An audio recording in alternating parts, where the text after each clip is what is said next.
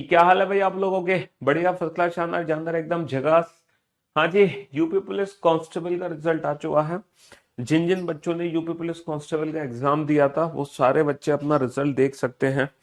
और रिजल्ट देखने के बाद हमसे मिलना ना भूलें। ठीक है। हाँ जी।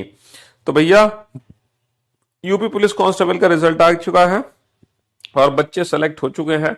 बच्चों के मैसेज भी आना शुरू हो चुके हैं। UPP result selected sir, congratulation, you have been shortlisted for document verification oblique PST. वाह, बहुत बढ़िया, रिजल्ट्स आना शुरू हो चुके हैं और बच्चों ने मैसेज करना भी स्टार्ट कर दिए। बहुत बढ़िया, ग्रेट जॉब, बेहतरीन जॉब, गुड। यही है, यही है असली हमारा। ठीक है, जब रिजल्ट आता है ना तो असली जो मजा है ना वो यही है।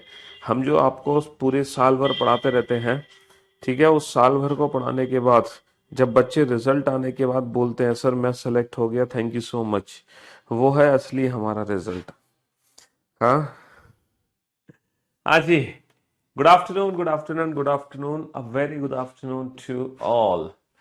जी, मैं रिकॉर्डेड में से क्लास देखता हूँ। चलिए कोई बात नहीं, आप रिकॉर्डेड देखो, लाइव देखो, उससे क्या फर्क पड़ता है। और जो जो बच्चे यूपीपी में सेलेक्ट हुए हैं उन सभी को मेरी तरफ से ढेर ढेर सारी शुभकामनाएं, ढेर सारी बधाई। हाँ जी। हाँ जी। चलिए, तो यूपी पुलिस कांस्टेबल में जिन बच्चों का हुआ है, अब वो बच्चे यूपीएसआई की तैयारी में जुट जाएं, है ना, जोरों शोरों से जुट जाएं, क्योंकि एसआई का भी पेपर अब होगा। है। हाँ जी। हाँ जी। और आप लोगों को एक बात मैं बताना चाहूँगा कि जो हमारी, है ना, वेबसाइट है, उस वेबसाइट पर जी जान से बच्चे मेहनत करने लग रहे हैं। और आज बेटा 21 तारीख हो चुकी है और 30, है ना, 1 दिसंबर को मैं उन बच्चों को शॉर्टलिस्ट कर दूंगा। ये क्या हो गया? एक बच्चों को मैं शॉर्टलिस्ट कर दूंगा बेटा, है ना। 1 तारीख को उन बच्चों से मैं पर्सनली कांटेक्ट करूंगा जो हमारे लीडर बोर्ड पे हैं। और हमारे लीडर बोर्ड पे इस समय देखो जो बच्चे हैं वो गजब के बच्चे हैं। राम राम जाट है एक बच्चा जिसने लगभग 6,000 पॉइंट हासिल कर लिए हैं, 5,900। ठीक है, सेकंड पोजीशन पर है आयुष गुप्ता, उनके भी 5,000 प्लस पॉइंट है। प्रीति यादव, है ना। सीधा देखो इन दो बच्चों में ही मतलब वो हो रही है, इन दो बच्चों के बाद बाकी जिन, अच्छा वीकली इन दो, ये कुछ गड़बड़ हो गया, बाकी पॉइंट्स कहाँ गए यहाँ पे? और भी बच्चों के पॉइंट्स थे यहाँ पर, लेकिन दो बच्चों के पॉइंट्स कैसे दिखा रहा है? चलो मैं एक बार क्रॉस चेक करा लेता हूँ। यहाँ पर कुछ पॉइंट्स में कमी हुई है ना। हाँ जी। यूपीपी का रिजल्ट आ गया है। जी हाँ, आप सभी को ढेर ढेर ढेर सारी बधाई। सर उस साइड पे कोडिंग डिकोडिंग के टेस्ट खत्म हो गए सर। चलिए, वाह भाई वाह, बहुत बढ़िया, बहुत बढ़िया। ठीक है, मैं एक बार ये पता करता हूँ ये पॉइंट्स वाले बच्चे कहाँ गए। दो बच्चे दिखाई दे रहे हैं, बाकी 786 ये गलत है, क्योंकि हजारों में भी कई सारे पॉइंट्स थे। यहाँ कुछ गड़बड़ चल रही है मैटर, या तो ये, चलो मैं एक बार क्रॉस चेक करूंगा इसको। हाँ जी। तो तो सर हम अपने पॉइंट्स देख सकते हैं, आपकी एप्लीकेशन पर क्यों नहीं देख सकते? आप अपने पॉइंट्स बिल्कुल देख सकते हैं, आपके कितने पॉइंट्स चल रहे हैं। चलिए, तो आज हम शुरू करने वाले हैं सीटिंग अरेंजमेंट के बाद, आज हम शुरू करने वाले हैं पजल। ठीक है, पहले हमने सीटिंग अरेंजमेंट की शुरुआत करी थी और जो सीटिंग अरेंजमेंट है उसी का ही अगला लेवल है पजल। ठीक है, सीटिंग अरेंजमेंट जो चैप्टर है भैया, उसी चैप्टर का ही नेक्स्ट रूप क्या है? नेक्स्ट रूप है पजल। पजल से रिलेटेड भी हमारे एग्जाम में क्वेश्चन बनने लगे हैं। आप समझ पा रहे हो ना। हाँ, कुछ बच्चों के पॉइंट्स थे वो पॉइंट्स गायब हो गए हैं, चिंता मत करो बेटा, मैं पॉइंट्स मैं बच्चों के चेक करवा दूंगा, है ना। उसमें आप लोग परेशान मत हो पॉइंट्स को लेकर। कुछ बच्चों के पॉइंट्स दिख नहीं रहे, वो मैं सही करवा दूंगा। ठीक है। हम्म।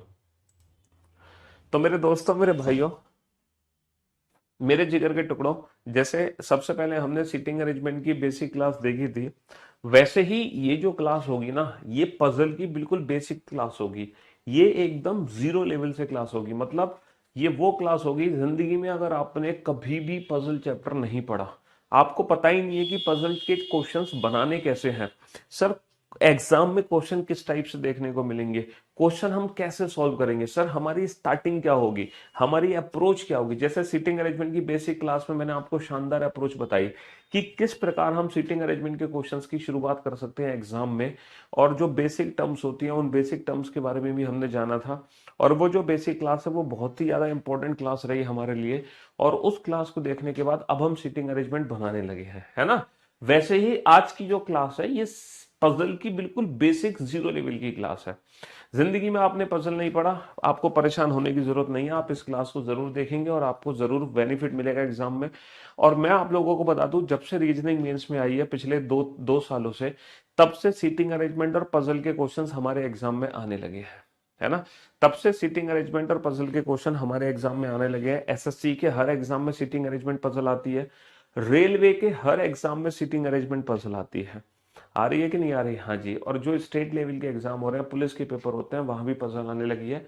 और उन सारे बच्चों को बधाई हो मेरी तरफ से जो यूपी पुलिस कांस्टेबल में बच्चे सेलेक्ट हो चुके हैं, ठीक है। उन सारे बच्चों को मेरी तरफ से ढेर ढेर सारी शुभकामनाएं उनके जीवन के लिए। ये तो बस अभी शुरुआत है, आगे आगे देखो मंजिल अभी और भी बाकी है ना। तो यूं ही मेहनत करते रहिएगा और सिलेक्शन पाते रहिएगा। ये तो बस आपकी शुरुआत हुई है, आगाज हुआ है।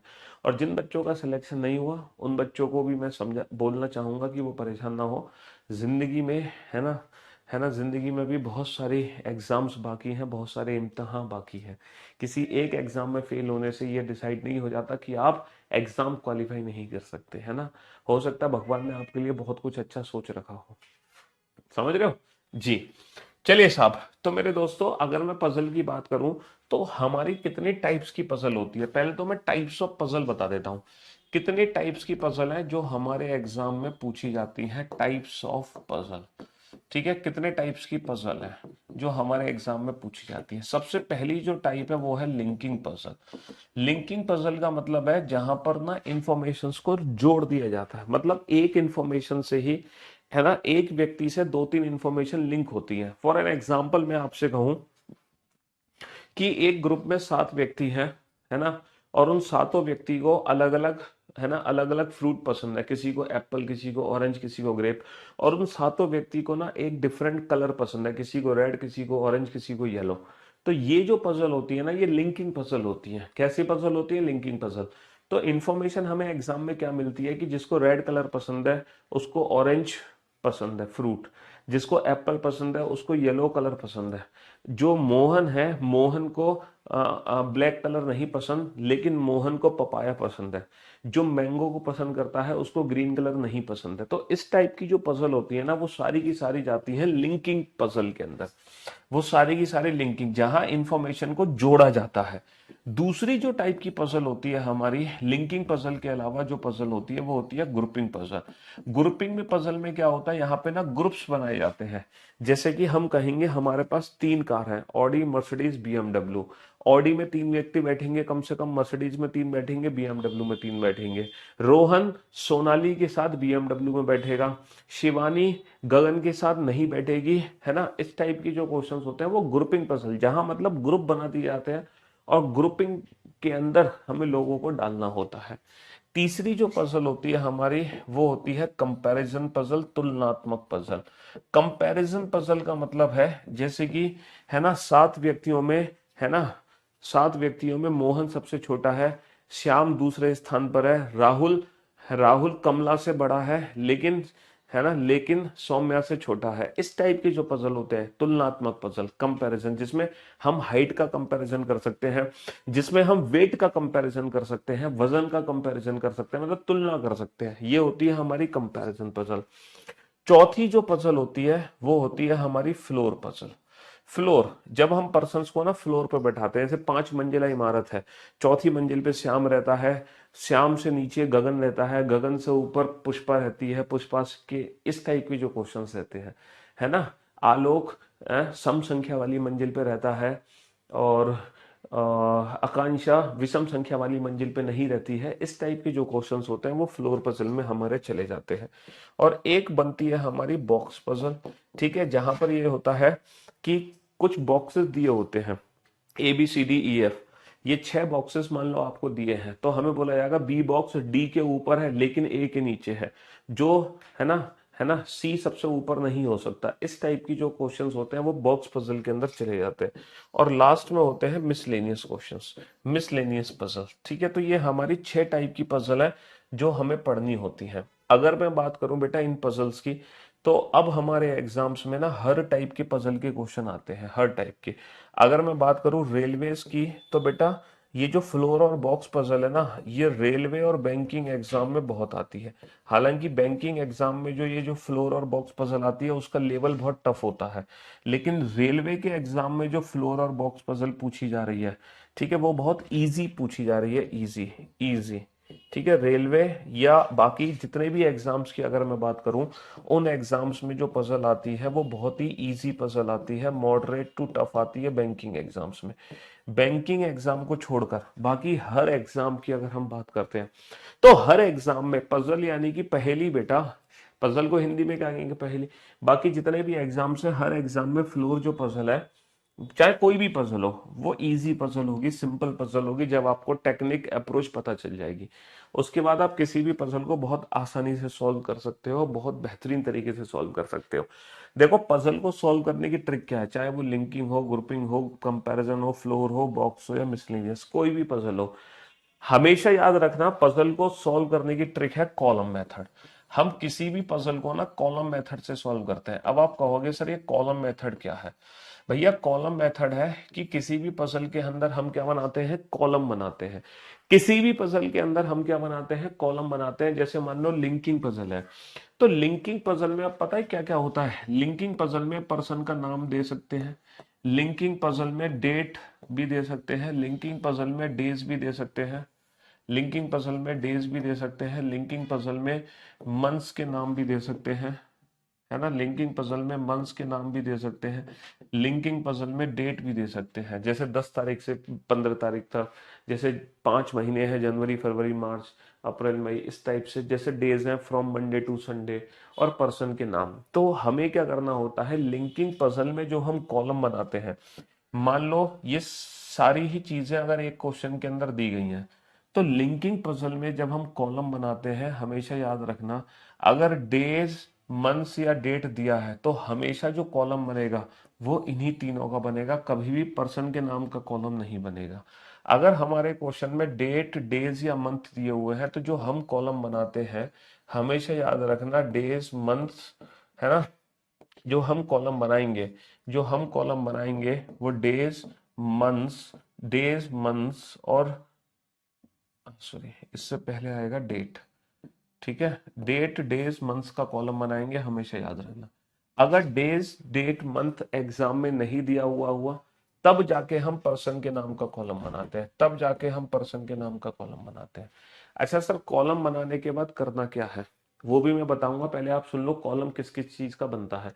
जैसे ग्रुपिंग पजल में जो हम कॉलम बनाएंगे वो ग्रुप का कॉलम बनाएंगे। कॉलम किसका बनाएंगे, ग्रुप का। जैसे मान लो 3 कार है ना, 3 कार है ना, यहाँ पर जो कॉलम हम बनाएंगे वो ग्रुप का कॉलम बनाएंगे। जैसे 3 कार है, ऑडी, मर्सिडीज, बीएमडब्ल्यू, इन तीनों कारों में लोगों को बैठाना है, तो हम इन तीनों कारों को कॉलम फॉर्मेट में लिख लेंगे, BMW, Audi, Mercedes, like that. तो हम तीनों कारों को किस में लिख लेंगे, किस में लिख लेंगे, कॉलम मेथड में लिख लेंगे।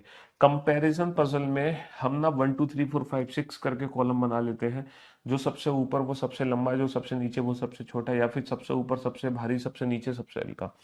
फ्लोर पजल में जो हम कॉलम बनाते हैं वो ऑब्वियस सी बात है फ्लोर का कॉलम बनाएंगे, जैसे 6 5 4 3 2 1, है ना। और बॉक्स पजल में बॉक्सेस का कॉलम बनता है।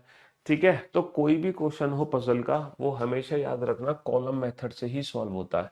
किस मेथड से सॉल्व होता है, कॉलम मेथड से सॉल्व होता है। अच्छा, अब कॉलम बनाने के बाद हमें करना क्या है, क्या करना होता है कॉलम बनाने के बाद? जैसे मान लो, जैसे मान लो पर्सन के नाम का कॉलम बन गया, जैसे मान लो पर्सन के नेम का कॉलम बन गया, जैसे 5 व्यक्ति हैं ए बी सी डी ई, इन पांचों का कॉलम बन गया। अब एग्जाम में इंफॉर्मेशन, 2 टाइप की इंफॉर्मेशन होती है। इंफॉर्मेशन 2 टाइप की मिलेंगी आपको। जो इंफॉर्मेशन एग्जाम में मिलती है वो 2 टाइप की इंफॉर्मेशन लिखती है, एक जो कंडीशन हमारे फेवर में है, एक जो कंडीशन हमारे फेवर में नहीं है। तो हम पता है क्या करते हैं, जो कंडीशन फेवर में ना उसको ना राइट हैंड साइड पे लिखते हैं। जो कंडीशन फेवर में है उसको हम हमेशा राइट साइड लिखते हैं, और जो कंडीशन फेवर में नहीं है उसको कॉलम के हमेशा लेफ्ट साइड में लिखेंगे। जैसे कि मैं कहूं कि जो ए है इसको ना रेड कलर पसंद है, ए को रेड कलर पसंद है, तो जो कंडीशन फेवर में ना उसको मैं राइट हैंड साइड पे लिखूंगा लाइक दैट, ए को रेड कलर पसंद है। जैसे मैं कहूं बी को येलो कलर पसंद नहीं है, तो जो चीज पसंद नहीं है उसको मैं लेफ्ट हैंड साइड पे लिखूंगा, उसको मैं लेफ्ट हैंड साइड पे लिखूंगा। ठीक है, जैसे कि सी को ब्लैक कलर पसंद है तो ब्लैक को मैं लिख दूंगा, ब्लैक को मैं लिख दूंगा राइट हैंड साइड पे। जैसे कि मैं कहूँ डी को ग्रीन कलर पसंद नहीं है, डी को ग्रीन कलर पसंद नहीं है तो ग्रीन को मैं लिख दूंगा लेफ्ट हैंड साइड पे। ठीक है, तो जो कंडीशन फेवर में होगी उसको राइट हैंड साइड पे लिखोगे, जो कंडीशन फेवर में नहीं होगी उसको लेफ्ट हैंड साइड पे लिखोगे। तो कोई भी पजल का क्वेश्चन कॉलम मेथड से ही सॉल्व होगा, राइट हैंड साइड में जो कंडीशन फेवर में, लेफ्ट हैंड साइड में जो कंडीशन फेवर में नहीं है। ठीक है, ये सारी बातें आपको अच्छी तरीके से प्रैक्टिकली तब समझ आएंगी जब मैं आपको एक क्वेश्चन कराऊंगा। तो सबसे पहले मैं एक क्वेश्चन आपको सामने लेकर आ रहा हूं। पहले देखो क्वेश्चन को ना मुझे सॉल्व करने देना, पहला क्वेश्चन मैं सॉल्व करूंगा, आप ध्यान से समझना कि वो क्वेश्चन कैसे बना रहे हैं सर। उसके बाद जितने भी क्वेश्चन होंगे वो मैं आप लोगों को दूंगा सॉल्व करने के लिए। तो शुरुआत हम कहां से करेंगे, शुरुआत हम करेंगे लिंकिंग पजल से। हमारी जो शुरुआत होगी वो लिंकिंग पजल से शुरुआत होगी। ठीक है भाई, कहां से शुरुआत होगी, हमारी लिंकिंग पजल से शुरुआत होगी। तो सबसे पहले मैं आपको लिंकिंग पजल की तरफ ले चलता हूं। ठीक है, लिंकिंग पजल से हम शुरुआत करते हैं। ठीक है, तो भैया सबसे पहला क्वेश्चन आपके सामने है, आपकी नजरों के सामने ये है। आप सिर्फ इस क्वेश्चन को पढ़ो, और आप जब इस क्वेश्चन को पढ़ोगे तो आपको पता चलेगा कि लिंकिंग पजल एग्जैक्टली क्या होती है। जो चीज मैं आपको समझाना चाह रहा हूँ, जो चीज मैं आपको समझाना चाह रहा हूँ वो यहाँ पर है। पहले आप एक बार इस क्वेश्चन को पढ़ो जल्दी से कि क्वेश्चन क्या लिखा है। क्वेश्चन में है जो सात मित्र हैं जो विभिन्न कक्षाओं में पढ़ते हैं, तीसरी, चौथी, पांचवी, छठी, सातवीं, आठवीं एवं नवीं। उनमें से प्रत्येक का एक पसंदीदा रंग है, एक पसंदीदा रंग है। बेटा डिफरेंट डिफरेंट कक्षाओं में पढ़ते हैं और उन सबका पसंदीदा रंग है पीला, नीला, लाल, सफेद, काला, हरा, बैंगनी। ठीक है, तो यहाँ पे जो कॉलम बनेगा वो बताओ कॉलम किसका बनाओगे। क्या इस क्वेश्चन में कहीं भी डेट का जिक्र है, नहीं। क्या इस क्वेश्चन में कहीं भी डेज का जिक्र है, नहीं। क्या इस क्वेश्चन में मंथ का जिक्र है, नहीं। तो अगर डेट, डेज, मंथ नहीं होता तो हम हमेशा कॉलम पर्सन के नाम का बनाते हैं। किसके नाम का बनाते हैं, पर्सन के नाम का कॉलम बनाएंगे। किसके नाम का कॉलम बनाएंगे, पर्सन के नाम का कॉलम बनाएंगे। तो भैया पर्सन्स के जो नाम है उनको हम कॉलम फॉर्मेट में लिख देते हैं। अच्छा, पर्सन्स के नाम क्या क्या है जरा बताना जरा, पर्सन्स के नाम क्या क्या है, उनको कॉलम फॉर्मेट में हम लिख देते हैं। पर्सन्स के नाम को, पर्सन्स के नाम को हम कॉलम फॉर्मेट में लिख देते हैं। पर्सन्स के नाम है यहाँ पर MVK DTJR, तो हम कॉलम बना लेते हैं MVK DTJR। ठीक है।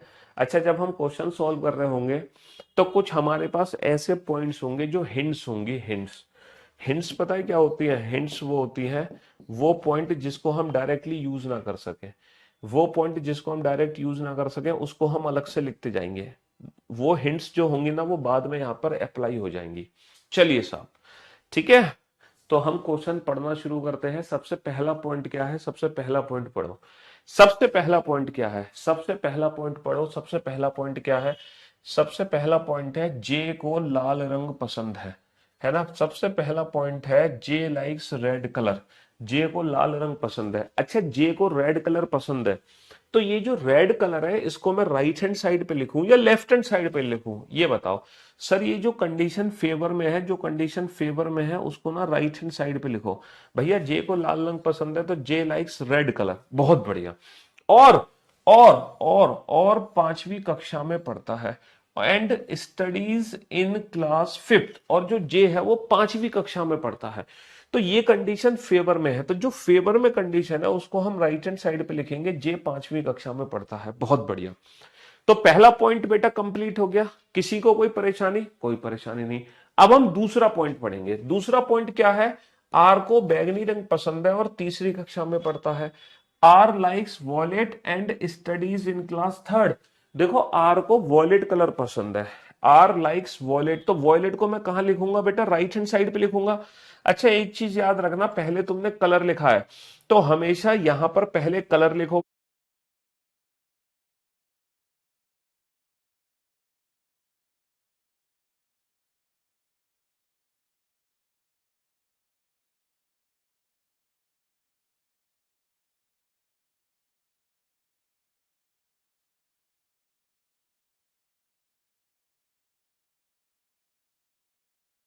क्लास लिखोगे क्योंकि तुमने बाद में क्लास को लिखा है। तो R likes violet colour, violet को मैं राइट हैंड साइड पे लिख दूंगा। And studies in class third, और वो किस क्लास में पढ़ता है, तीसरी कक्षा में पढ़ता है, तो ये भी मैंने लिख दिया राइट हैंड साइड पे। किसी को कोई तकलीफ, कोई तकलीफ नहीं। अब हम आगे बढ़ते हैं। M studies in class eighth and he likes neither neither green nor yellow.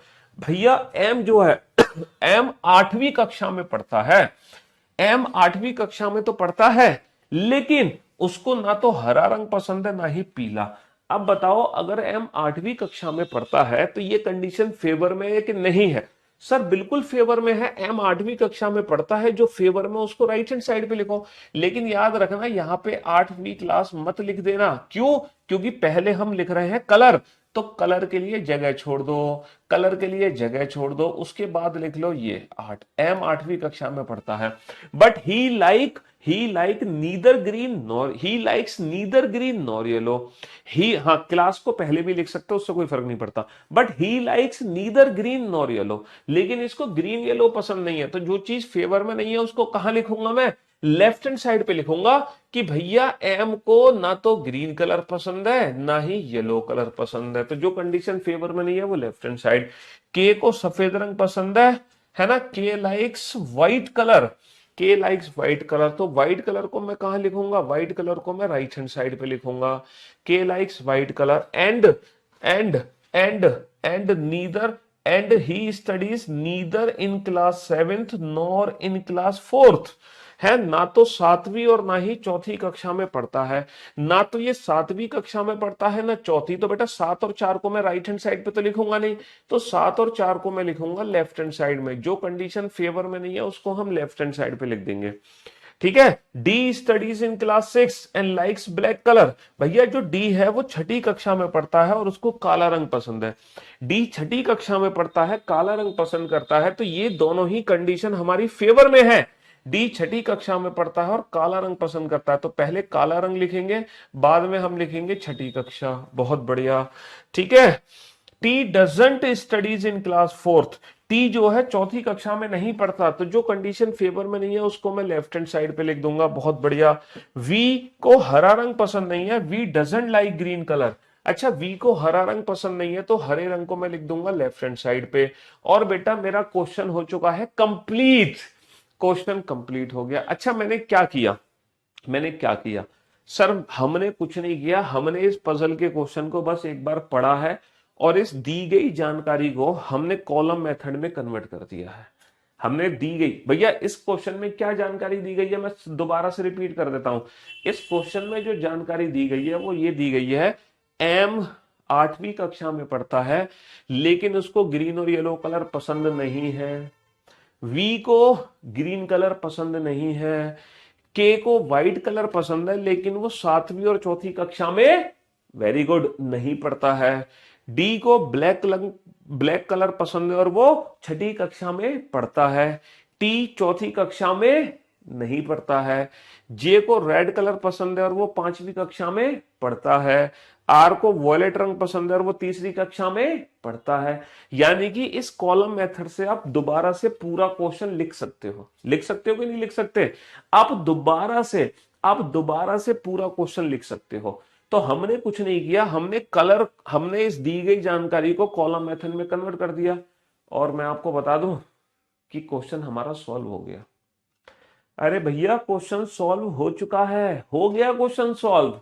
अब देखो क्वेश्चन कैसे सॉल्व हुआ है, देखो यहां पे कलर कोई तो भरना है, यहां पे कितने कलर बचे हैं भरने के लिए? सर यहां पे भरने के लिए 3 कलर बचे हैं, 1 कलर 2 कलर और 3 कलर, 3 कलर बचे हुए हैं ना भरने के लिए। तो लेफ्ट हैंड साइड पे ध्यान से देखो, कोई एक ऐसा कलर होगा जो दो लोगों को पसंद नहीं होगा। सर जो ग्रीन कलर है ना, ग्रीन कलर ना तो एम को पसंद है, ग्रीन कलर ना तो वी को पसंद है। तो बाबू अगर ग्रीन कलर एम और वी को नहीं पसंद है तो फिर ग्रीन कलर किसको पसंद होगा? सर 100% टी को पसंद होगा। जब ग्रीन कलर एम और वी को नहीं पसंद है तो ग्रीन कलर 100% टी को पसंद होगा, 100% टी को पसंद होगा। सर जो येलो कलर है ना वो एम को नहीं पसंद है, अगर येलो कलर एम को नहीं पसंद है तो डेफिनेटली येलो कलर वी को पसंद होगा, अगर येलो कलर एम को नहीं पसंद है तो डेफिनेटली येलो कलर वी को पसंद होगा। अच्छा यहां पे कौन सा कलर बच गया, कौन सा कलर बच गया भरने के लिए? जरा चेक करना, जो कलर दिए गए थे कौन कौन से कलर दिए गए थे भैया, है ना? स्काई ब्लू कलर बच गया, स्काई ब्लू, है ना? तो कौन सा कलर बच गया? Blue colour, sky blue colour बच गया। तो definitely sky blue colour M को पसंद होगा, बात खत्म।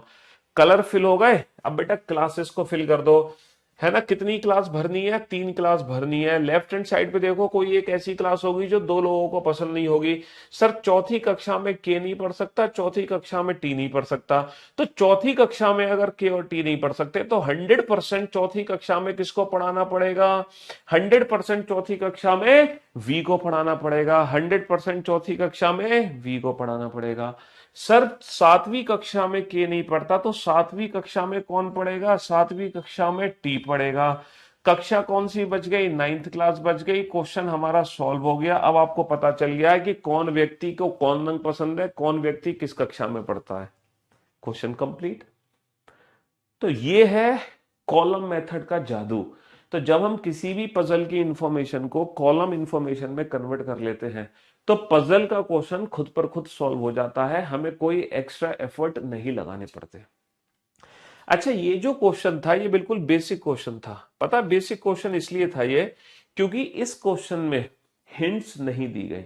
इस क्वेश्चन में जितने भी पॉइंट्स थे ना वो डायरेक्ट पॉइंट थे, डायरेक्ट पॉइंट्स। अमेजिंग, गजब, मजा आ गया सर, ये तो मैजिक हो गया। इस क्वेश्चन में जितने भी पॉइंट थे वो डायरेक्ट पॉइंट है जो डायरेक्ट यूज हो गए। लेकिन जब हम पजल सॉल्व करते हैं ना तो कुछ ऐसे पॉइंट्स होते हैं जो हमारी हिंट्स होती हैं। जैसे कुछ तो होते हैं डायरेक्ट पॉइंट्स जो डायरेक्टली अप्लाई हो जाते हैं या तो राइट हैंड साइड पे, या तो राइट हैंड साइड पे या लेफ्ट हैंड साइड पे। लेकिन कुछ ऐसे पॉइंट्स होते हैं जो डायरेक्टली अप्लाई नहीं होते, है ना? These all are the hints, वो सारी की सारी हिंट्स होती हैं। और उन हिंट्स को हम क्या करते हैं, उन हिंट्स को ना अलग से लिख लेते हैं जिनका यूज बाद में होता है। तो जब भी हम पजल को पढ़ेंगे या तो हमें डायरेक्ट पॉइंट मिलेगा, हालांकि इस क्वेश्चन में सारे डायरेक्ट पॉइंट थे, या फिर हमें कुछ हिंट्स मिलेंगी। तो हिंट्स को हमें साइड में लिखना है। हो सकता है अगला जब मैं क्वेश्चन कराऊंगा आपको तो नेक्स्ट क्वेश्चन में आपको हिंट्स भी मिले, अगले क्वेश्चन में आपको हिंट्स भी मिले। और हिंट्स से हमें पता चलता है कि वहां पे पॉसिबिलिटीज भी बनानी पड़ती हैं। आपका नाम जादू तो नहीं है सर, है ना? ये तो बहुत मजा आ गया सर, है ना? कुछ हमें क्या मिलती है, कुछ हमें हिंट्स भी मिलती है, और हिंट्स से ही हमें पता चलता है कहीं हमें पॉसिबिलिटीज तो नहीं बनानी। तो जैसे कि मैंने कहा था ये पजल की बिल्कुल जीरो लेवल की क्लास है, तो हम एकदम बेसिक लेवल से ही समझाएंगे आपको। जिसने पजल जिंदगी में नहीं पढ़ा होगा वो समझ जाएगा कि हाँ पजल में क्वेश्चन एग्जैक्टली बनाने कैसे होते हैं। ठीक है? तो ये पहला क्वेश्चन मैं उम्मीद करता हूं दुनिया के हर बच्चे को समझ आ गया होगा किस तरीके से बनाया गया। चलिए साहब दूसरा क्वेश्चन देखते हैं, है ना? मैं आपको, है ना, 2 मिनट का समय जरूर दूंगा इस क्वेश्चन को बनाने के लिए। फिर उसके बाद मैं इस क्वेश्चन को सॉल्व करूंगा। और हो सकता है इस क्वेश्चन को जब आप डील करोगे तो इस क्वेश्चन को सॉल्व करने में कुछ हिंट्स आपको मिलेंगी। जरूरी नहीं है कि सारे पॉइंट डायरेक्ट यूज हो जाए, है ना? कुछ हिंट्स मिलेंगी, उनको हम साइड में लिख लेंगे और जिसको हम बाद में सॉल्व कर सकते हैं। जादू मेरे को कहते हैं भाई गली में। ये तो बहुत इजी वाला था सर।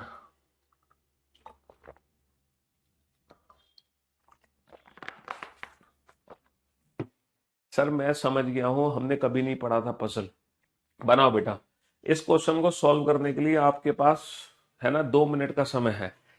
हालांकि देखो स्टार्टिंग में थोड़ा सा समय लगेगा, लेकिन जैसे जैसे प्रैक्टिस होगी उसके बाद आप इसी क्वेश्चन को 30 सेकंड में सॉल्व कर दोगे। बनाओ बेटा। पजल की भी उतनी ही क्लासेस होती है जितनी सीटिंग अरेंजमेंट की होती है, 6 से 8 क्लासेस पजल की भी होंगी, है ना? हाँ जी। लेकिन ये बेसिक क्लास देखना बहुत जरूरी है। ये उन बच्चों के लिए जिन्होंने पजल को जिंदगी में कभी देखा नहीं, सुना नहीं, पढ़ा नहीं।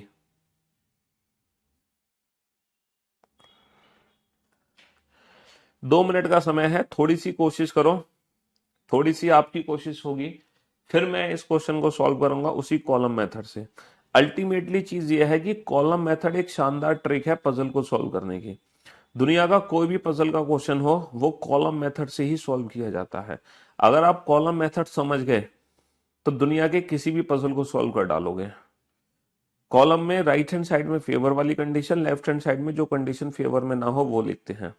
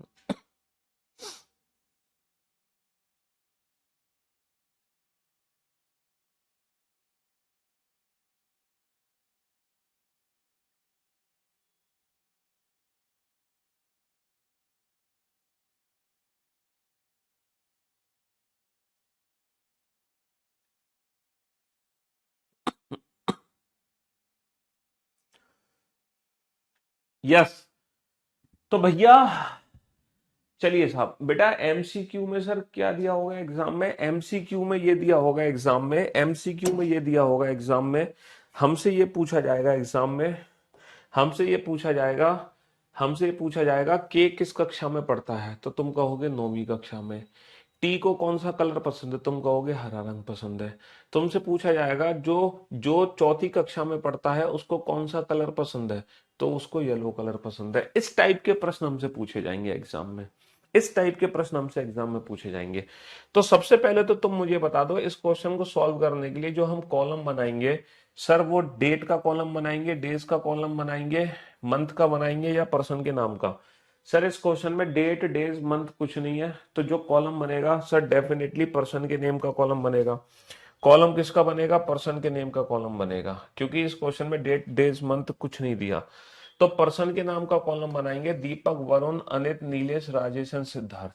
कितने पर्सन है, दीपक, वरुण, अनित, नीलेश, राजेश और सिद्धार्थ। सर यहाँ पे 6 व्यक्ति है, 6 कॉलम बना, मतलब कॉलम बना लिया 6 व्यक्ति का, है ना। और स्टडिंग इन 6 डिफरेंट स्पेशलाइजेशन, है ना, of engineering, metrological, telecommunication, software, mechanical, electrical, hardware. ये लोग 6 अलग अलग इंजीनियरिंग के सब्जेक्ट्स ले रखे हैं इन्होंने, metrological, telecommunication, software, mechanical, electrical और हार्डवेयर। ठीक है, और इन सबको एक डिफरेंट स्पोर्ट पसंद है, hockey, cricket, swimming, football, badminton, tennis. ठीक है, इन सबको एक एक डिफरेंट खेल पसंद है। कौन कौन सा, हॉकी, क्रिकेट, तैराकी, फुटबॉल, बैडमिंटन, टेनिस। ठीक है, चलिए साहब, अब हम सबसे पहला पॉइंट पढ़ते हैं। सबसे पहला पॉइंट क्या है, Nilesh is not studying hardware. Nilesh hardware नहीं पढ़ता, Nilesh is not studying hardware. ये बताओ ये कंडीशन फेवर में कि नहीं, नीलेश हार्डवेयर नहीं पढ़ता है तो ये कंडीशन फेवर में नहीं है, तो इसको मैं लिखूंगा लेफ्ट हैंड साइड पे, क्योंकि जो कंडीशन फेवर में नहीं है वो लेफ्ट हैंड साइड पे। Rajesh is studying software and likes hockey. Rajesh software पढ़ता है और उसे हॉकी पसंद है। तो ये जो कंडीशन है ये फेवर में है कि राजेश सॉफ्टवेयर पढ़ता है और उसको भाई साहब हॉकी पसंद है। तो राजेश सॉफ्टवेयर पढ़ता है, हॉकी पसंद है, इसको मैं कहां लिखूंगा, राइट हैंड साइड में, क्योंकि ये कंडीशन फेवर में है। अब सॉफ्टवेयर और हॉकी में से कुछ भी पहले लिख सकते हो, मैंने पहले सॉफ्टवेयर लिख लिया और बाद में लिख लिया मैंने हॉकी। तो अब मैं हर बार ऐसे ही करूंगा, पहले मैं सब्जेक्ट लिखूंगा बाद में गेम लिखूंगा। ठीक है, Anit like swimming and he not studying hardware. Anit को तैराकी पसंद है लेकिन वो हार्डवेयर नहीं पढ़ता। अच्छा, अनित लाइक स्विमिंग, इसको स्विमिंग पसंद है, तो ये कंडीशन फेवर में है, तो जो फेवर में वो कहाँ लिखेंगे, राइट हैंड साइड पे लिखेंगे। इसको स्विमिंग पसंद है भाई साहब, तो मैं गेम के ऊपर गेम लिखूंगा, याद रखना मैं गेम के ऊपर गेम लिखूंगा। ठीक है। हाँ जी, सब्जेक्ट के लिए वगैरह छोड़ दी, but nots studying in hardware, लेकिन ये हार्डवेयर नहीं पढ़ता है, तो हार्डवेयर को मैंने लेफ्ट हैंड साइड पे लिख लिया। द वन, इस वाले पॉइंट को अच्छे से समझना, पजल में यही पॉइंट है जो मैं कह रहा था, हिंट्स की फॉर्म में आते हैं। The one who likes football is studying electrical, भैया जिसको फुटबॉल पसंद है वो इलेक्ट्रिकल पटवा पढ़ता है। जिसको जिसको जिसको जिसको जिसको फुटबॉल पसंद है वो इलेक्ट्रिकल पढ़ता है। मैं आपका बहुत बड़ा फैन हूं, अलीगढ़ में रहता हूं। जिसको फुटबॉल पसंद है वो इलेक्ट्रिकल पढ़ता है, तो बेटा फुटबॉल के साथ इलेक्ट्रिकल यहां भी आ सकता है, यहां भी आ सकता है, यहां भी आ सकता है, यहां भी। कितनी पॉसिबिलिटी है? एक, दो, तीन, चार। और हमेशा याद रखना, एग्जाम में चार पॉसिबिलिटीज कभी भी एक साथ मत बनाना। अगर यहां पे दो पॉसिबिलिटीज बनती, जैसे फुटबॉल इलेक्ट्रिकल, तो हम ये दोनों पॉसिबिलिटी अलग अलग बना देते। बट अभी फिलहाल ये हमारे लिए हिंट्स का काम करेगा, और इस पॉइंट्स को हम कहां लिख लेंगे? हिंट्स में। कैसे लिखेंगे? जिसको फुटबॉल पसंद है वो इलेक्ट्रिकल पढ़ता है, तो बेटा फुटबॉल के साथ इलेक्ट्रिकल मत लिखना, पहले सब्जेक्ट का नाम लिखना, इलेक्ट्रिकल के साथ फुटबॉल। तो ये मैंने हिंट लिख ली, ये मैंने हिंट लिख ली। इस हिंट का यूज मैं बाद में करूंगा। अब आप समझ गए हिंट्स क्या है? वो पॉइंट जो डायरेक्ट यूज ना हो पाए, या फिर मल्टीपल पॉसिबिलिटीज दे। ठीक है, तो चार चार पॉसिबिलिटीज हम एक साथ कभी नहीं बना सकते। अगला point, Siddharth is studying mechanical and doesn't like tennis. भैया सिद्धार्थ मैकेनिकल तो पढ़ता है, लेकिन उसको टेनिस पसंद नहीं है।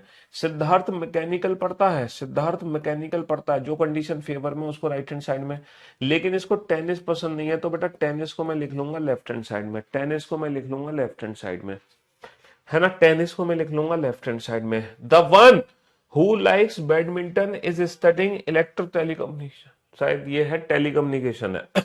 The one who like badminton is studying telecommunication, जिसको बैडमिंटन पसंद है वो टेलीकम्युनिकेशन पढ़ता है। देखो बैडमिंटन के साथ टेलीकम्युनिकेशन, बैडमिंटन के साथ टेलीकम्युनिकेशन यहां भी आ सकता है, बैडमिंटन के साथ टेलीकम्युनिकेशन यहां भी आ सकता है, बैडमिंटन के साथ टेलीकम्युनिकेशन यहां भी आ सकता है। तीन पॉसिबिलिटी है, तीन। तो ये भी हमारे लिए हिंट है कि टेलीकम्युनिकेशन के साथ बैडमिंटन को लिख लो, टेलीकम्युनिकेशन के साथ, ये भी हिंट मैंने साइड में लिख ली, क्योंकि ये भी पॉइंट यूज नहीं हो पा रहा। अगला point, Deepak and Varun do not like badminton, Deepak और वरुण को बैडमिंटन पसंद नहीं है, तो ये कंडीशन फेवर में नहीं है, तो कहां लिखेंगे? लेफ्ट हैंड साइड पे, कि दीपक और वरुण को बैडमिंटन पसंद नहीं है, दीपक और वरुण को बैडमिंटन पसंद नहीं है। और सबसे आखिरी पॉइंट है, दीपक डजंट लाइक टेनिस, दीपक को टेनिस पसंद नहीं है, दीपक डजंट लाइक टेनिस। तो ये भी कंडीशन मैंने लेफ्ट हैंड साइड पे लिख ली, दीपक को टेनिस पसंद नहीं है।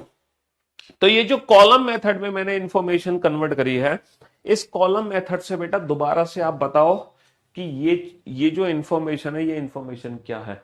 क्या आप मुझे यहां से दोबारा से पूरा क्वेश्चन लिख कर दे सकते हो? जल्दी से एक बार लिख कर दो, मतलब लिख कर मत दो, अपने मन मन में पढ़ो। जल्दी से अपने मन मन में इस पूरे क्वेश्चन को पढ़ो, पजल के पूरे क्वेश्चन को। कहां से पढ़ोगे? यहां से मत पढ़ना, यहां से पढ़ के दिखाओ मुझे, यहां से पढ़ के दिखाओ कि हम क्वेश्चन को कैसे पढ़ेंगे, हम क्वेश्चन को कैसे पढ़ेंगे। सर हम क्वेश्चन को ऐसे पढ़ेंगे कि दीपक टेनिस और बैडमिंटन नहीं खेलता, वरुण बैडमिंटन नहीं खेलता, अनित हार्डवेयर नहीं पढ़ता लेकिन वो स्विमिंग करता है, नीलेश हार्डवेयर नहीं पढ़ता, राजेश सॉफ्टवेयर पढ़ता है और हॉकी भी खेलता है, सिद्धार्थ मैकेनिकल तो पढ़ता है लेकिन वो टेनिस नहीं खेलता, और जो फुटबॉल खेलता है वो इलेक्ट्रिकल पढ़ता है, और जो बैडमिंटन खेलता है वो टेलीकम्युनिकेशन पढ़ता है। पूरा क्वेश्चन मैंने दोबारा से लिख के दिखा दिया, पूरा क्वेश्चन मैंने दोबारा से लिख के दिखा दिया, है ना। यही तो पूरा क्वेश्चन है। फिर से रिपीट कर रहा हूं, दीपक टेनिस बैडमिंटन नहीं खेलता, वरुण बैडमिंटन नहीं खेलता, अनित हार्डवेयर नहीं पढ़ता लेकिन स्विमिंग करता है, नीलेश हार्डवेयर नहीं पढ़ता, राजेश सॉफ्टवेयर पढ़ता है और हॉकी खेलता है, सिद्धार्थ मैकेनिकल पढ़ता है लेकिन टेनिस नहीं खेलता, जो फुटबॉल खेलता है वो इलेक्ट्रिकल पढ़ता है, और जो बैडमिंटन खेलता है वो टेलीकम्युनिकेशन पढ़ता है। बस यही पूरा क्वेश्चन है पजल का, और क्वेश्चन सॉल्व हो गया भैया, सॉल्व हो गया सॉल्व। अब तुम करो, इन दोनों हिंट्स में से कोई एक हिंट पकड़ो जिसको मैं बिना पॉसिबिलिटी के यहां पे यूज कर सकूं। है ना। बैडमिंटन वाली हिंट कैच कर लो, क्योंकि यहाँ पे बैडमिंटन दो जगह दे रखा है, तो बैडमिंटन के साथ टेलीकम्युनिकेशन आना चाहिए। क्या बैडमिंटन के साथ टेलीकम्युनिकेशन यहाँ आ सकता है? कभी नहीं आ सकता, क्योंकि दीपक बैडमिंटन नहीं खेलता। क्या बैडमिंटन के साथ टेलीकम्युनिकेशन आ सकता है? कभी नहीं आ सकता, क्योंकि वरुण बैडमिंटन नहीं खेलता। यहाँ बैडमिंटन आ नहीं सकता, यहाँ बैडमिंटन आ नहीं सकता, और यहाँ बैडमिंटन नहीं आ सकता, क्योंकि यहाँ पे टेलीकम्युनिकेशन की जगह नहीं है। तो कुल मिलाकर जो बैडमिंटन खेलेगा वो कौन खेलेगा? सिर्फ और सिर्फ बैडमिंटन खेलेगा नीलेश। और बैडमिंटन जो खेलेगा वो कौन सा सब्जेक्ट पढ़ेगा? टेलीकम्युनिकेशन। अब हम इस वाले पॉइंट का भी इस्तेमाल कर सकते हैं फुटबॉल के साथ इलेक्ट्रिकल, है ना, फुटबॉल के साथ इलेक्ट्रिकल। अच्छा एक और चीज है यहाँ पर, जो टेनिस गेम है वो सिद्धार्थ को पसंद नहीं है, जो टेनिस गेम है वो दीपक को पसंद नहीं है। तो क्या मुझे कोई बता सकता है टेनिस किसको पसंद है? भैया टेनिस सिद्धार्थ को नहीं पसंद है, टेनिस दीपक को नहीं पसंद है, तो टेनिस खेलता कौन है? सर टेनिस सिर्फ वरुण खेलेगा, वरुण के अलावा कौन खेलेगा? अब तुम फुटबॉल के साथ इलेक्ट्रिकल को रखो, फुटबॉल के साथ इलेक्ट्रिकल यहां नहीं आ सकता, तो 100% दीपक ही है जिसको फुटबॉल खेलने का मौका मिलेगा, क्योंकि और कोई फुटबॉल खेल नहीं सकता। और फिर दीपक ही कौन सा सब्जेक्ट पढ़ेगा? दीपक ही पढ़ेगा इलेक्ट्रिकल, दीपक ही पढ़ेगा इलेक्ट्रिकल। अच्छा कौन सा गेम बच गया? ये वाली हिंट भी यूज हो गई। अब यहाँ पे कौन सा गेम बच गया? सर मेरे ख्याल से क्रिकेट बचा है क्या? हाँ कौन सा गेम बच गया? क्रिकेट बच गया। तो ये जो है सिद्धार्थ ये खेलेगा क्रिकेट। अब आप सब्जेक्ट को फिल करो, सब्जेक्ट को फिल करो। कौन कौन से सब्जेक्ट बच गए? हार्डवेयर बच गया, हार्डवेयर बच गया, और कौन सा बच गया? मेट्रोलॉजिकल। हार्डवेयर और मेट्रोलॉजिकल। तो बेटा अनित जो है हार्डवेयर नहीं पढ़ता, तो हार्डवेयर में मजबूरी है वरुण, हार्डवेयर वरुण ही पढ़ता है पक्का। और सब्जेक्ट बचा मेट्रोलॉजिकल, और हमारा क्वेश्चन हो गया कंप्लीट। हो गई पजल सॉल्व। तो जैसे ही आप पजल की जानकारी को कॉलम मेथड में डालेंगे, पजल अपने आप ही सॉल्व हो जाती है। बस हमें इन चीजों का ध्यान रखना है, इन हिंट्स का। और कभी कभी हम हिंट्स के हिसाब से पॉसिबिलिटीज भी बनाते हैं जब क्वेश्चन का लेवल थोड़ा सा बढ़ जाता है। हालांकि हम बिल्कुल बेसिक लेवल से स्टार्ट कर रहे हैं, तो ये जीरो लेवल के क्वेश्चन है, बेसिक लेवल के क्वेश्चन है। बट ये क्वेश्चन थोड़ा सा ठीक ठाक है, क्योंकि इस क्वेश्चन में हिंट्स यूज हुई। और थोड़ा सा ठीक ठाक तब मिलता है क्वेश्चन जब हिंट्स के साथ साथ पॉसिबिलिटीज बन जाती है। वही पजल की एक्सट्रीम लेवल है कि हिंट्स भी है और पॉसिबिलिटीज भी है। अब एग्जाम में क्वेश्चन कैसे पूछे जाएंगे? एग्जाम में क्वेश्चन पूछे जाएंगे, भैया फुटबॉल कौन खेलता है? बताओ कौन खेलता है फुटबॉल? आप कहोगे दीपक खेलता है सर। एग्जाम में क्वेश्चन पूछा जाएगा, जो बैडमिंटन खेलता है वो कौन सा सब्जेक्ट पढ़ता है? सर आप कहोगे टेलीकम्युनिकेशन पढ़ता है। एग्जाम में क्वेश्चन पूछा जाएगा, जो क्रिकेट खेलता है वो कौन सा सब्जेक्ट पढ़ता है? आप कहोगे वो मैकेनिकल पढ़ता है ना। एग्जाम में क्वेश्चन पूछा जाएगा, जो सॉफ्टवेयर जो जो हार्डवेयर पढ़ता है वो कौन सा गेम खेलता है? जो हार्डवेयर पढ़ता है वो टेनिस खेलता है। आग लगा दी सर, आग। बहुत बढ़िया, बहुत बढ़िया, बहुत बढ़िया, शाबाश। चलिए साहब, तो समझे ये लिंकिंग पजल है। इस पजल को कौन सी पजल का नाम देते हैं? लिंकिंग पजल का नाम देते हैं, लिंकिंग पजल का नाम। अब जैसे ये क्वेश्चन आपके सामने है, सबसे पहले तो आप मेरे को बता दो, इस क्वेश्चन को जब आप सॉल्व करोगे तो तुम कॉलम किसका बनाओगे? बस इतना बता दो। जब आप इस क्वेश्चन को सॉल्व करने लग रहे होगे तो आप कॉलम किस चीज का बनाओगे? सिर्फ इतना मुझे बता दो, किस चीज का कॉलम बनाओगे जल्दी से। जब आप इस क्वेश्चन को सॉल्व करोगे तो कॉलम किस चीज का बनाओगे? जैसे जैसे प्रैक्टिस होगी वैसे वैसे बेटा पजल को सॉल्व करने का समय घटता चला जाएगा। सीटिंग अरेंजमेंट पजल ही दो रीजनिंग में ऐसे चैप्टर हैं जिनसे पूरी दुनिया डरती है, लेकिन अब आप डरोगे नहीं, क्योंकि ये बेसिक आप समझ गए कि पजल का एग्जैक्टली बेसिक क्या है। पजल का बेसिक है कॉलम मेथड। जैसे सीटिंग अरेंजमेंट का बेसिक वाली क्लास मैंने पढ़ाई थी, वैसे ये पजल का बेसिक है।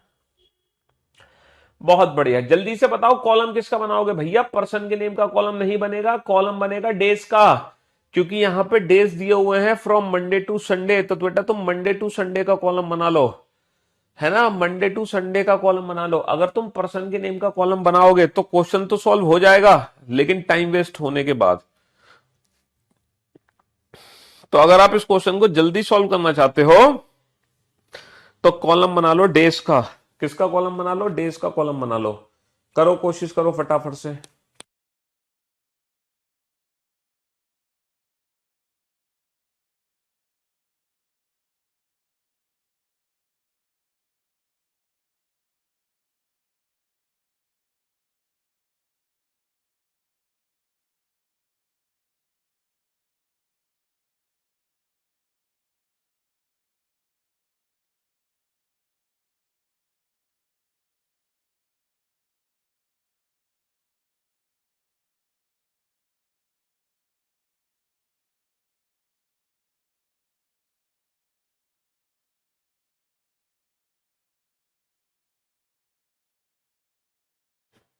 कम ऑन, जब आप डेज का कॉलम बनाओगे ना तो क्वेश्चन आपके लिए बेहद और बेहद और बेहद आसान हो जाएगा, क्योंकि आपको पता होना चाहिए एग्जैक्टली कॉलम किसका बनाना है। देखो क्वेश्चन तो सॉल्व पर्सन के नेम से भी हो जाएगा, क्वेश्चन तो सॉल्व जब आप पर्सन के नेम का कॉलम बनाओगे ना उससे भी हो जाएगा, लेकिन पर्सन के नेम का कॉलम बनाने का कोई फायदा नहीं है। पर्सन के नेम का कॉलम बनाने का कोई फायदा नहीं है क्योंकि टाइम वेस्ट होगा, लेकिन जब तुम डेज का कॉलम बनाओगे तब आप इस क्वेश्चन को सॉल्व करने में अल्टीमेट मजा लोगे, अल्टीमेट मजा, है ना। P Q R S T U V are seven professors, each of teaches different subject from physics, है ना। P Q R S T V 7 व्यक्ति हैं और डिफरेंट डिफरेंट सब्जेक्ट पढ़ाते हैं, ठीक है, और डिफरेंट डिफरेंट डेज पे पढ़ाते हैं, फ्रॉम मंडे टू संडे। एक और चीज याद रखना, जो मंडे टू संडे तो मंडे टू संडे ही बनाओगे, Monday Tuesday Wednesday Thursday Friday Saturday Sunday, Monday to Sunday है तो मंडे टू संडे ही कॉलम बनेगा, लाइक दैट, समझ रहे हो। राइट हैंड साइड में जो कंडीशन फेवर में, लेफ्ट हैंड साइड में वो जो कंडीशन फेवर में नहीं है, ठीक है। पहला पॉइंट क्या है, R teachers bio on Friday, भैया शुक्रवार को आर जीव विज्ञान पढ़ाता है, R teachers bio on Friday, R teachers bio on Friday, ये कंडीशन फेवर में है सर, डेफिनेटली ये कंडीशन फेवर में, जो फेवर में वो राइट हैंड साइड पे लिखेंगे, R teachers bio, R teachers bio on Friday, ये कंडीशन फेवर में, डेफिनेटली राइट हैंड साइड में लिखेंगे। अगला पॉइंट बेटा बहुत शानदार पॉइंट है, Q teachers maths on the previous day on the day on which the professor teachers physics.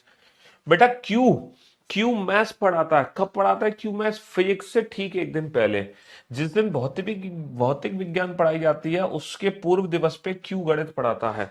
क्या इस पॉइंट को मैं यूज कर सकता हूं, कभी नहीं कर सकता, ये मेरे लिए हिंट है। ये हिंट क्या है, क्या हिंट है, Q teachers maths, Q teachers math on the previous day on physics, यानी कि फिजिक्स से ठीक एक दिन पहले, है ना, जैसे सैटरडे से ठीक एक दिन पहले फ्राइडे, तो फिजिक्स से ठीक एक दिन पहले क्यू मैथ्स पढ़ाता है, ये हिंट मैंने लिख ली साइड में।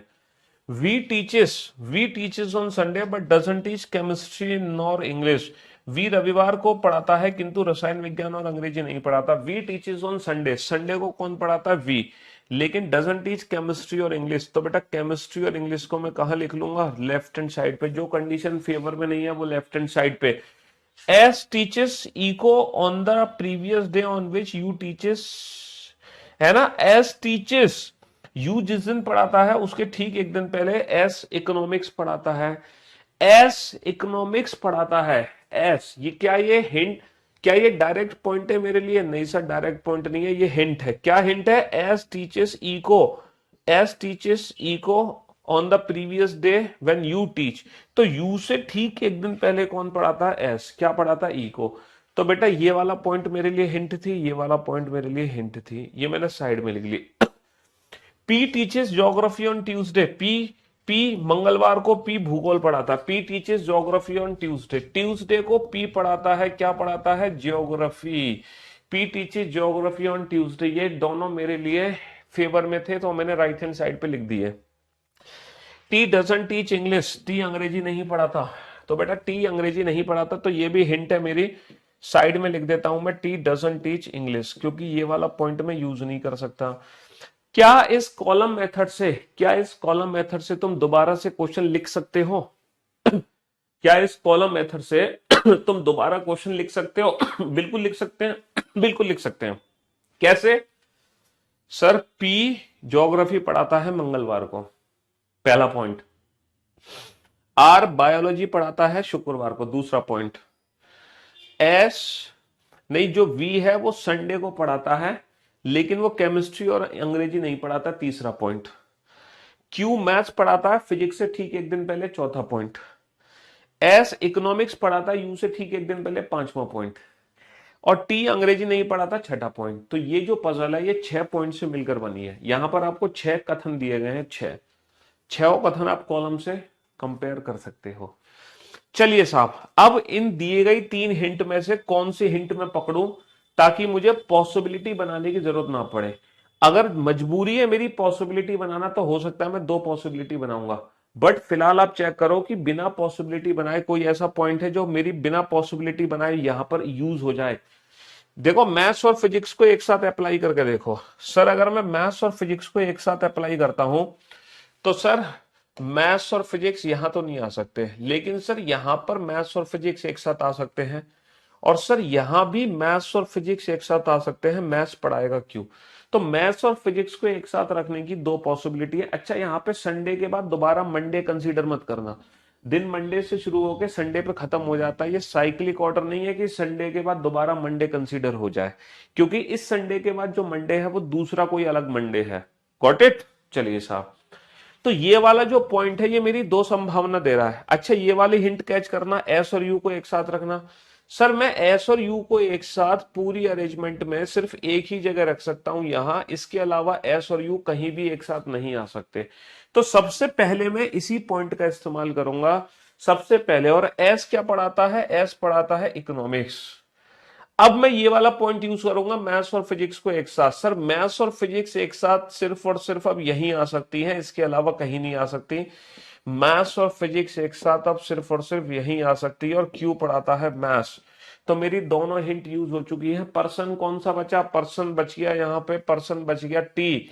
और भैया टी अंग्रेजी नहीं बोलता, टी अंग्रेजी नहीं पढ़ाता, तो अंग्रेजी पढ़ाएगा कौन? अंग्रेजी पढ़ाएगा कौन? यू। सब्जेक्ट मेरा कौन सा बच गया? केमिस्ट्री। और ये क्वेश्चन हो गया done. Do did done done done done done. तो जैसे ही पजल में दी गई जानकारी को आप कॉलम मेथड में कन्वर्ट करते हैं, क्वेश्चन खुद पर खुद सॉल्व हो जाते हैं। अब एग्जाम में क्वेश्चन कैसे पूछा जाएगा? एग्जाम में क्वेश्चन पूछा जाएगा, बताओ टी क्या सब्जेक्ट पढ़ाता? एक तो दिल्ली में बहुत पोल्यूशन हो गया खतरनाक वाला। टी कौन सा सब्जेक्ट पढ़ाता है? आप क्या कहोगे? सर टी पढ़ाता है केमिस्ट्री। सर सर अंग्रेजी कौन पढ़ाता है? सर अंग्रेजी पढ़ाता है यू। सर मैथ्स किस दिन पढ़ाई जाती है? मैथ्स सर पढ़ाई जाती है सैटरडे को। इस टाइप के क्वेश्चन एग्जाम में पूछे जाएंगे, तो वो तो बना ही सकते हो आप क्वेश्चन। मेन टारगेट है पजल सॉल्व करना, है ना? आया अल्टीमेट मजा। तुम सोच रहे थे कि सर पजल का क्वेश्चन जिंदगी में नहीं बनेगा हमसे, हैं? क्या सोच रहे थे? जिंदगी में नहीं बनेगा पजल का क्वेश्चन? लो तुमने तो बना दिया पजल का क्वेश्चन। पॉसिबिलिटीज बने, पॉसिबिलिटीज बना लेनी चाहिए। कभी कभी ऐसे हिंट्स हमें मिल जाती हैं जो मजबूरी हो जाती है पॉसिबिलिटीज बनाना। अगर दो पॉसिबिलिटी बने पजल में तो हमेशा तो बना लेनी चाहिए। चलिए साहब, पहले तो ये बताओ कि ये लिंकिंग पजल का क्वेश्चन है? हैं? हाँ सर ये लिंकिंग पजल का क्वेश्चन है।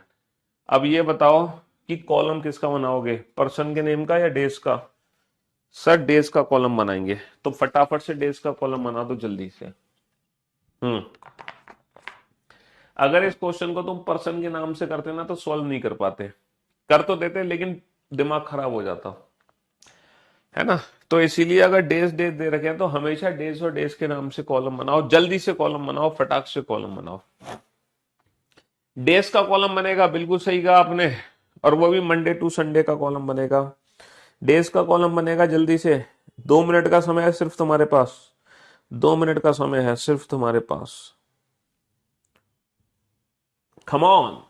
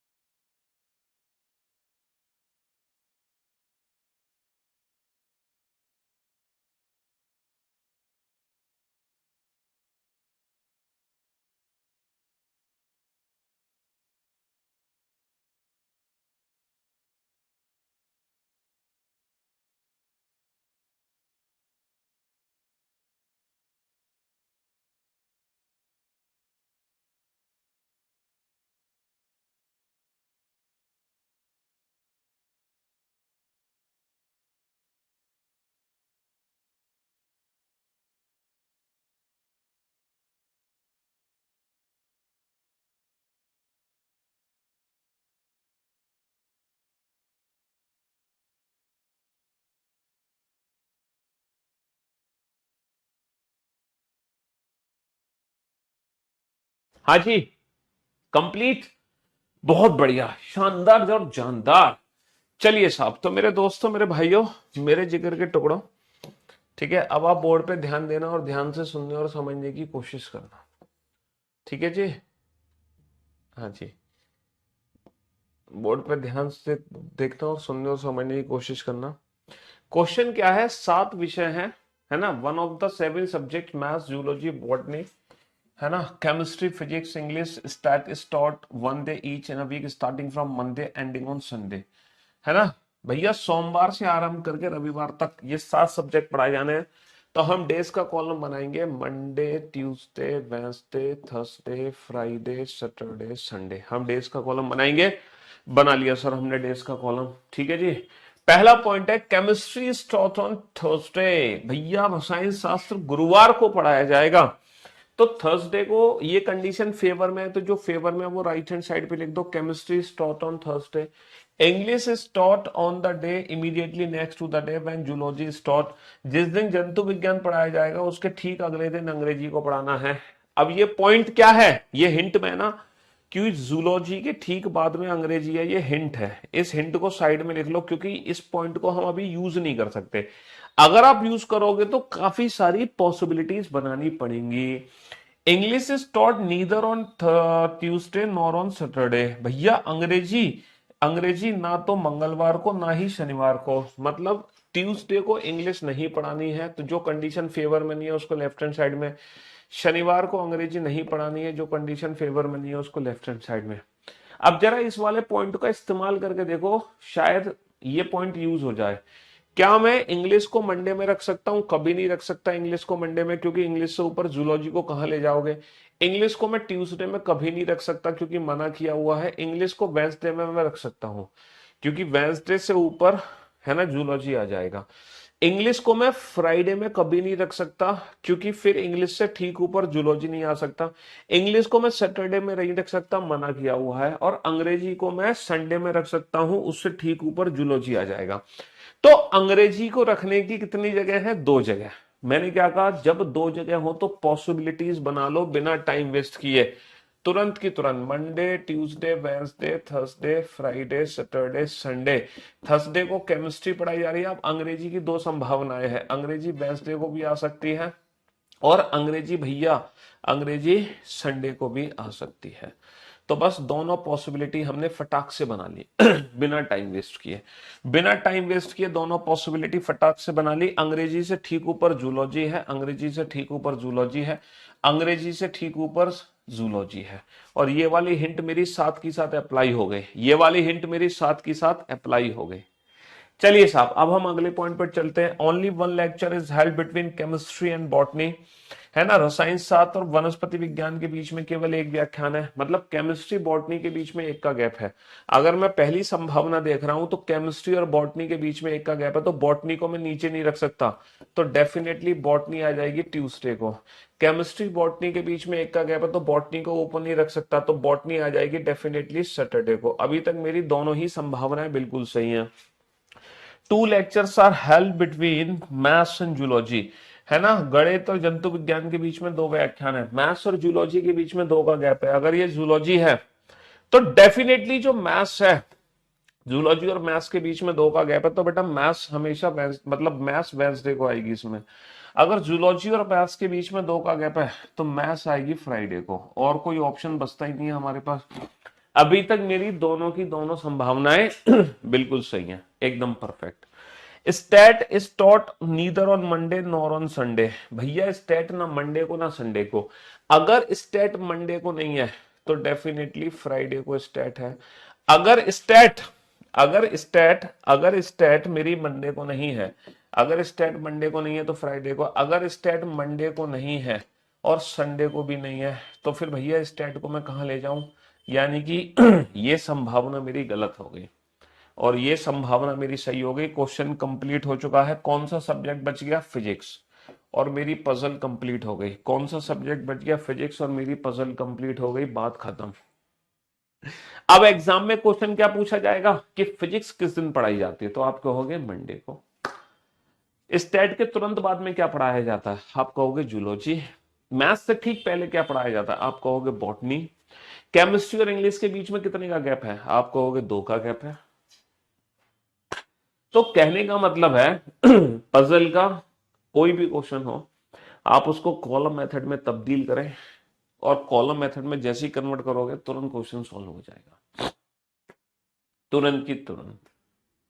तो ये था भैया पजल का बिल्कुल बेसिक लेक्चर। जिसने पजल जिंदगी में कभी नहीं पढ़ी थी, जिसने नाम भी नहीं सुना था पजल का, अब वो समझ गया होगा कि पजल को फोड़ना कैसे है। हालांकि ये चारों क्वेश्चन बेटा लिंकिंग पजल के थे, लिंकिंग पजल के थे। ऐसे ही बेटा ग्रुपिंग पजल होती है, कंपैरिजन, फ्लोर, बॉक्स और मिसलेनियस पजल होती है। ऐसे ही ग्रुप हम फ्लोर पजल, ऐसे ही कॉलम हम फ्लोर पजल में बनाते हैं। फ्लोर पजल में फ्लोर का कॉलम, बॉक्स पजल में बॉक्सेस का कॉलम बनता है ना। लेकिन अल्टीमेटली कॉलम मेथड ही है पजल का तोड़। ठीक है, तो अभी तो लिंकिंग पजल है, आगे आगे देखो बाकी की पजल भी होंगी। चलिए साहब, love you guys, love you all, take care, goodbye, thank you so much.